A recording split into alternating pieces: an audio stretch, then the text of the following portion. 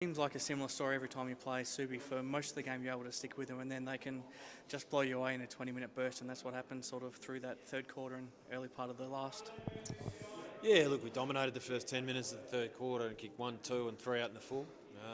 So if you don't take your chances against the good teams, eventually the momentum will turn and they'll have their turn, and they certainly took their chances. So, it was disappointing. Was there more you could have done when they got that run on, or is it just a matter of if you took your chances, put the pressure on, it would have been different? And most good sides are going to have a point in the game where they do take control like that. Oh, look, is there more we could have done? Maybe.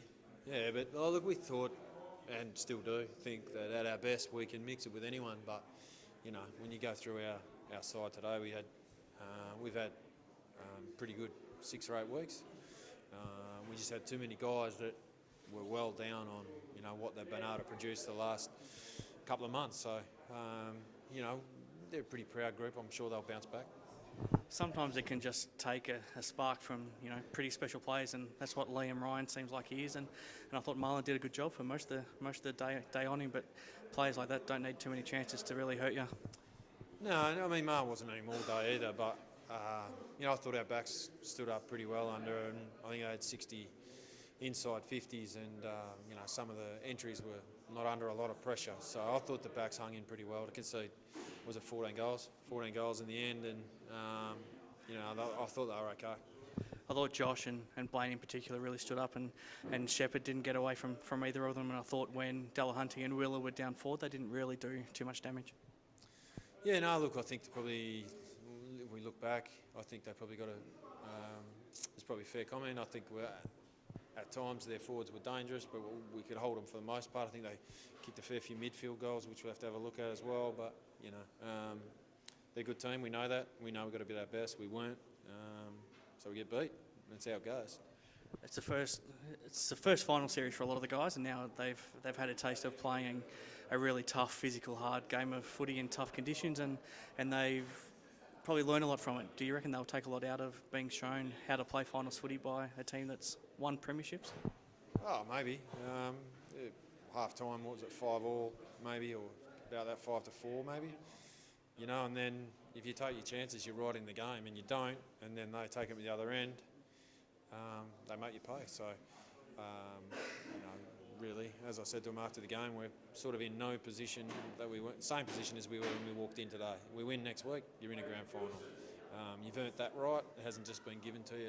It's a double chance. So, at the end of the day, we lick our wounds and bounce back tomorrow and start, preparing for next week, and you win and you're in a grand final. Do you get the sense that some guys are a bit sore? You haven't had a bye for a while, and if they are, do you try to sort of have a lighter week on the track to try to be as fresh as you can next Sunday?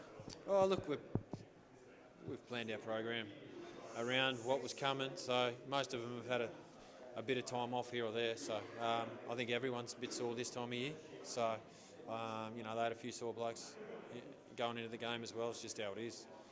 Brock Higgins did a huge amount of work in the ruck again. I thought he was really good, and he's going to have to be again next week against Zach Clark and John Griffin, and they might even think about Jack Hanneth as well.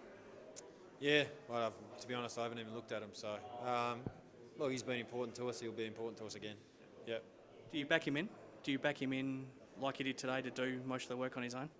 Well, that's what we've done all year. So, look, we're not going to change too much what we've done all year because of one bad performance. So, well, no doubt there was blokes that were disappointed, and there were some guys that played okay in the two. So, Ash will come back in, obviously. So, there'll be change, but there won't be change for change's sake. Most of the guys that were down have been pretty good in the last 6 to 8 weeks, so they'll give them a chance to bounce back.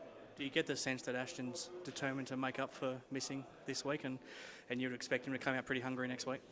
Yeah, look, well, he's probably one that probably did appreciate a week off, so he's pretty proud. I'm pretty sure he'll bounce back and play pretty well.